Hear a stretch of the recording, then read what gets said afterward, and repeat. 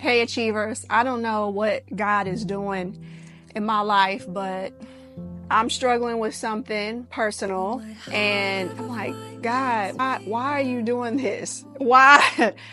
And I know we're not supposed to ask why. I already know that, but it makes me think about all the things that I've already overcome. And I was having a conversation with my husband, Isaac, and he was telling me how I need to continue to believe that God is telling me this is what I'm supposed to be doing. I'm supposed to tell women that it's important for them to get their money together because something could be coming. And I keep saying, nobody's really listening. It's boring. The whole conversation is boring. Nobody's listening. And he said, you just have to keep doing it. And my best friend tomorrow, she told me the same thing. She said, no, that's God's work that you're doing. God told you to do that. It doesn't matter if nobody's listening. It doesn't matter if nobody comes to the workshop. It doesn't matter if nobody is paying attention. You're doing God's work and you keep doing that. I was like, man. And then I got some news that I didn't like. And I'm like, Lord have mercy.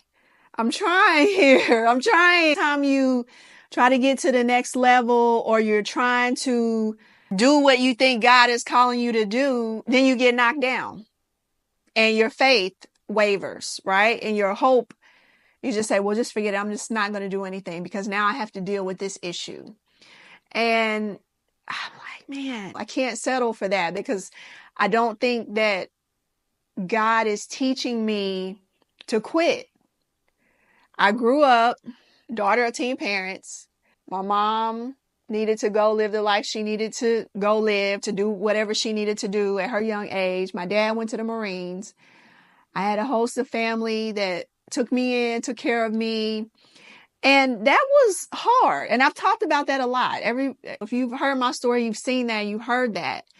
But that wasn't the only thing that I had to overcome. Even being an adult, being a first generation college student, trying to figure out money, trying to get money to go to college, taking loans, getting jobs, getting laid off from jobs, getting married, having children, losing a baby, having another baby, getting divorced, getting married again, almost getting divorced again. Can you relate? It's like a never ending battle in life. And I get sick of it. I honestly do. And I want to quit a lot of times. And I know you probably are there too. And so I say all that to say life is hard, right? Life is hard. But what I want to tell achievers is that when I came up with the word achieve her with the H in it and I trademarked it, it was because of all the things that I was experiencing in my life. And I know there are other women who also experience all these things and you're trying to figure it out. You want to get to a point where you're not worried about money. You're not worried about still paying off those credit cards. You're not worried about trying to be held accountable. I went to an event today and women were talking about, I need to be more disciplined. I need to be more accountable. I need somebody to help me be accountable. I want to get there. I'm going to get there too one day, girl. And I'm like, yes, you will, because I'm going to help you. I want to help you. And that's just truly how I feel. I went to lunch with one of my good friends the other day and she said, Kisha, you just have a big heart.